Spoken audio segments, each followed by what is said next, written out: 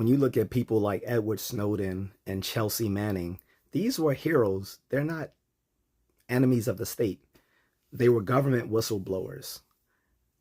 Because of Edward Snowden, we knew that during the Bush and then later Obama years, the NSA, the National Security Agency, was building digital architecture to hold every bit of communication throughout the internet, all of it, permanently. And we only knew that because of Edward Snowden, in clear violation of the Fourth Amendment.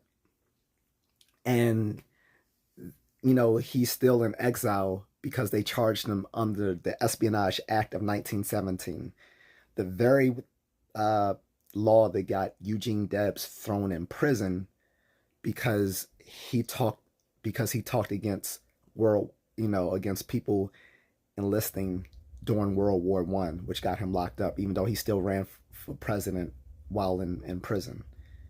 This is what they locked him up under. Not only that, Obama locked up 7 other government whistleblowers under this bullshit. So miss me with all this Trump fascism stuff. Really. I'm so tired of you leftists, you liberals, and you progressives. You're full of shit. I don't care if I get demonetized for saying that. Yeah. And this was so cringe. We would have been living in an Orwellian police state. We had the intelligence community openly lying to Congress about what they were doing.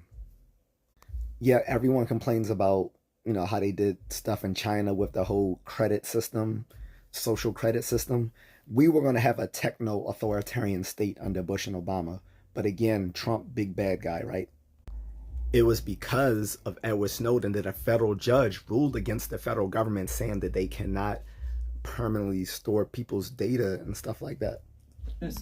This is why Edward Snowden's a hero. Otherwise, they would have stored everyone's information on the internet everywhere, and every American would have had a permanent digital record to which they would track. So he inspired congressional reform and political awareness of these issues and got a federal judge to mandate against the NSA's bulk collection program.